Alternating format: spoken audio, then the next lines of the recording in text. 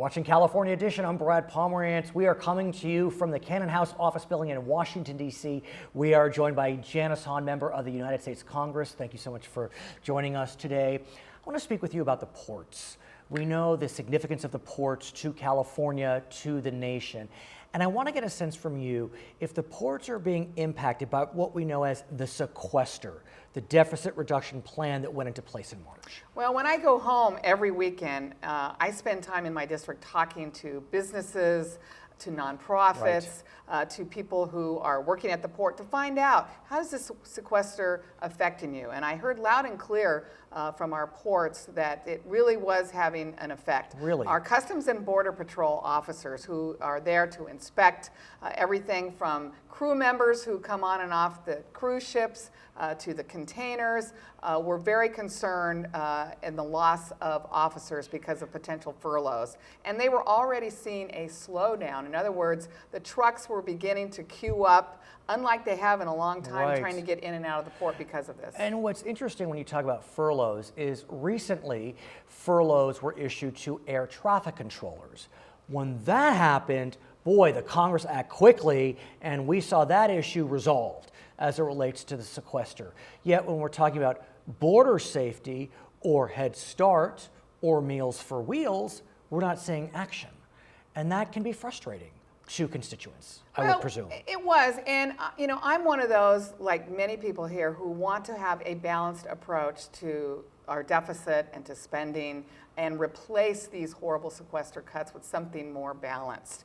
So some of the pain that we were hearing about, particularly with the FAA, in one sense, if it had gone on a little bit longer, I think maybe we could have gotten the grand bargain and had a common sense approach to our deficit and spending. But it seemed a little self-serving recently when we were so quick to fix the FAA problem, especially on the day that the senators and the Congress members were racing to the airport to go home. Let's talk about a grand bargain, because President Obama has been fighting for a grand bargain for some time.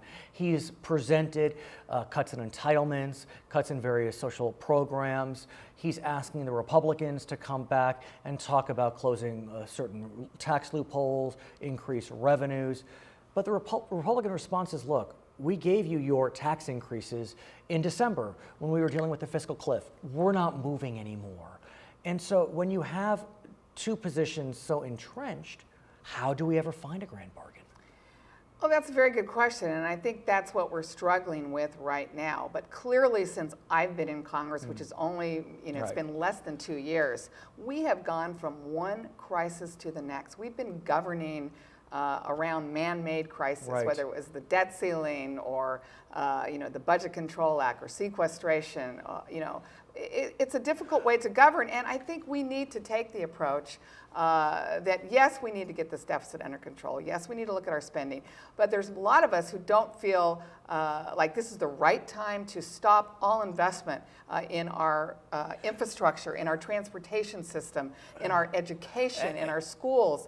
I mean, this is the kinds of investment that actually long-term will really help the growth in this country and put us on a much better track. But do you feel as if that congressional members from both parties see that and want to move forward? Because we don't hear much talk about sequestration. Well, there was a majority of Congress members wanted to see these cuts. They felt like unless we did it through sequestration, we would never get the cuts that we were asking for. So many of them have gone back to their districts and said, we finally got the cuts we wanted. I think they're harmful. She's Janice Hahn, member of the U.S. Congress. I'm Brad Pomerantz. This is California Edition.